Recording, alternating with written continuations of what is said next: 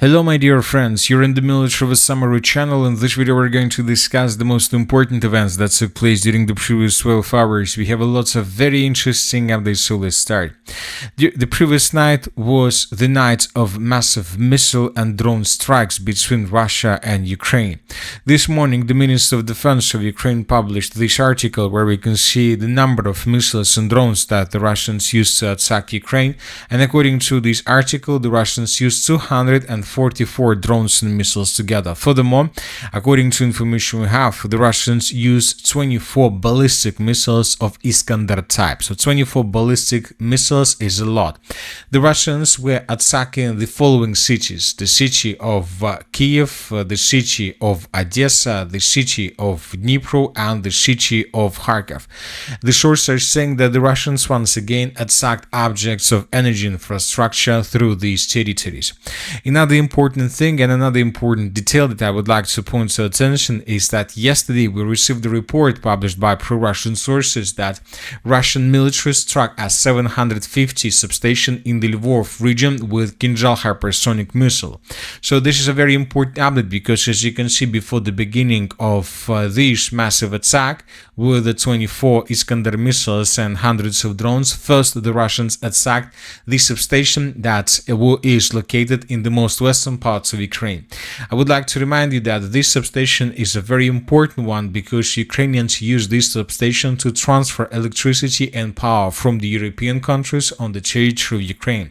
So as you can see, first the Russians with hypersonic missiles attacked this substation just with one purpose: to cut basically the European countries from Ukraine, and most likely the Russians managed to achieve this. And when the Russians cut the European countries from Ukraine, the Russians began bombing and attacking the territory of Ukraine and its objects of energy infrastructure. Once again, there were lots of explosions recorded on the territory of the city of Kiev. During the night, we received a lot of updates on the matter. We had reports about the situation with Iskander missiles. The sources reported that the Russians used up to 4 or 5 Iskander missiles through the city. Furthermore, the sources reported that the Russians attacked the city of Odessa, and another object of energy infrastructure was destroyed almost completely. During the previous night, we received lots of videos published from the city of Odessa. Here we can see the moments of explosion, the moments of attack, a very heavy explosion, the second explosion right after. Here we can see the consequences of attack. A fire probably occurred on the object of energy infrastructure in the territory of the city of Odessa. So lots of videos were published from this area. Fire in Odessa after the attack, a massive fire broke out of a power facility. After a series of strikes, a massive fire broke out at a substation and another Ukraine armed forces facility. As for the city of Kiev, during the previous night we received several videos of fire, and the sources reported that most likely the Russians attacked the Kiev power station number 5, which is located in the most southern part of the city. So I would like to remind you that since the beginning of January of 2026, the Russians have destroyed 2 power stations. We're talking about the power station number 4. This one was destroyed several days ago. We have proofs. We have satellite pictures. We have a satellite picture that this facility, this object of energy infrastructure, is no longer malfunctioning. So the next power station was destroyed is the power station number 6. So this power station also was destroyed somewhere between the 20th of January and the 3rd of February. And there was just one power station left, so the power station number 5 in the most southern part of the city. But today, and it was expected that most likely the Russians would attack this territory, this object. And today, this morning, we received the report that this is exactly the target that the Russians destroyed. Further, the mayor of Kiev stated that the situation is critical and lots of houses and buildings through the capital Ukraine currently have no power, no heat, no electricity. As for the city of Dnipro, during the previous night, we received lots of reports about explosions. But as of the beginning of the 12th of February, we still haven't received anything on this matter. We haven't received videos or pictures that can give us additional updates about this. And the Ukrainians from their side attacked the theater of the Russian Federation, and the Minister of Defense of the Russian Federation published their own article, and according to this report, the Ukrainians during the previous night launched 106 drones, and the Russians are saying that they managed to bring them down and to destroy them. And during the nights of between the 11th and the 12th of February, we received also lots of videos, and the biggest number of videos we were receiving from the cities and from the regions of Volgograd and Tambov. So it seems that Ukrainians during the previous night were trying to break through Russian air defense and to attack the Tambov region. And the source reported that during the night the Ukrainians managed to damage or even to destroy several objects of military facilities, several factories, plants that the Russians are using for military purposes. It was a report that Ukrainians attacked a factory that produces some missiles for the armed forces of the Russian Federation.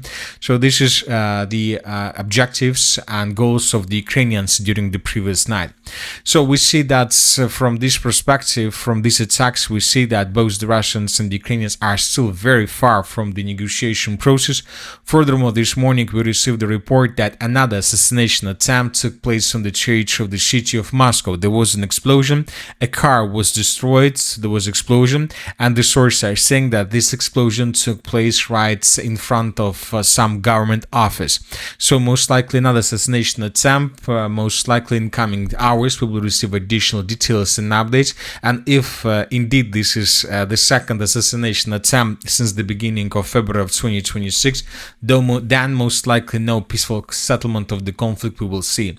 Furthermore, Zelensky during the previous night, during the previous evening, also made lots of statements. He said that he was hearing for the first time about plans to announce elections and a referendum in Ukraine on February 24th. This is the first statement, and the second one is that there will be no talks in Moscow or Minsk. I cannot come to Moscow for talks with Putin. We are ready to support proposals from the US, America to meet anywhere in America, Europe, or a neutral country, any country except Russia and Belarus. Belarus because it is an ally in the attack on Ukraine in 2022. So this is the situation. Let's wait and see. Most likely in coming hours we will receive another map with roads, with exact roads of this attack, and then we will understand exactly what the Russians were attacking and what the Russians managed to achieve with this massive attack.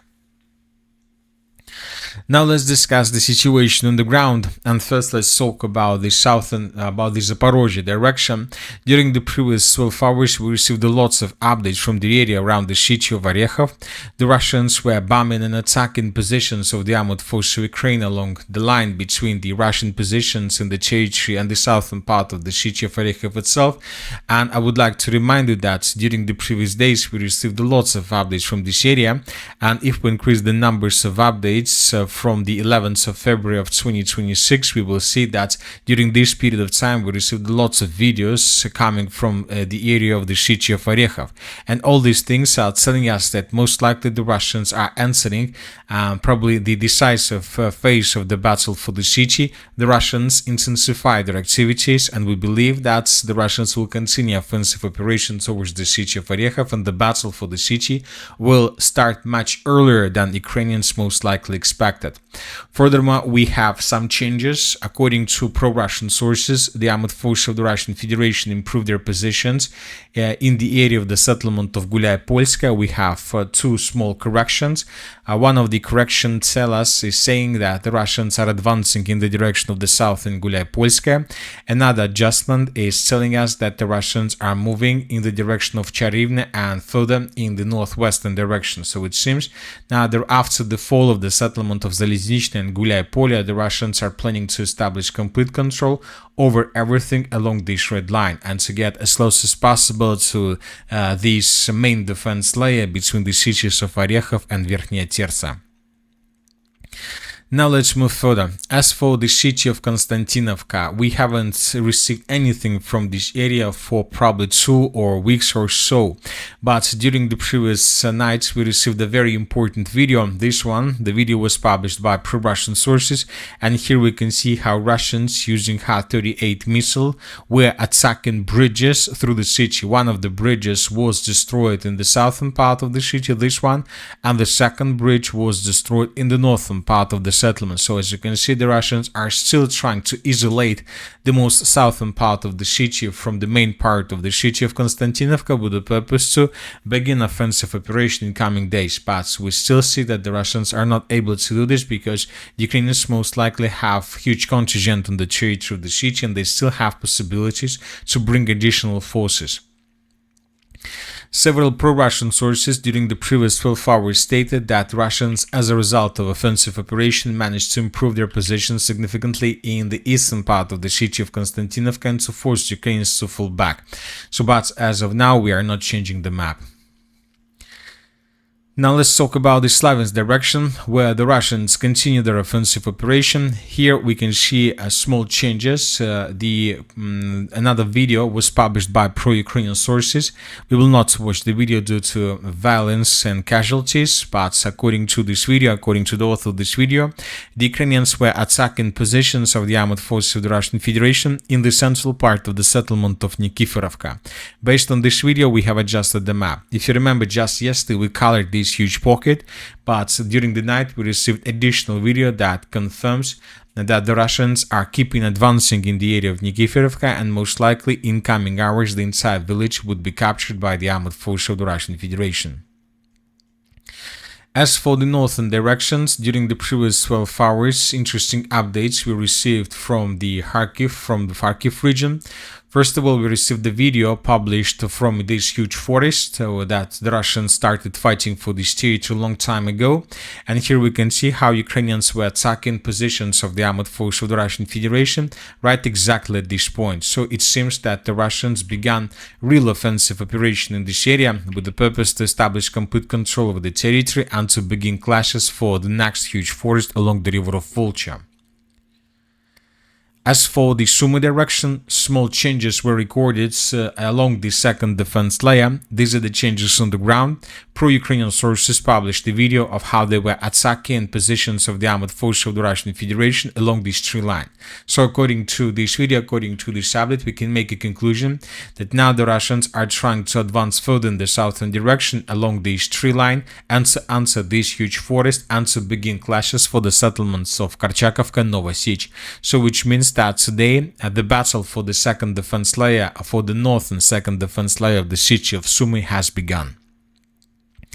And that's it for the short video. Military Summary channel reminds to condemn any violence in the world. Thank you for watching. Subscribe to my channel, put your likes, join my Patreon, and have a good day. Bye bye.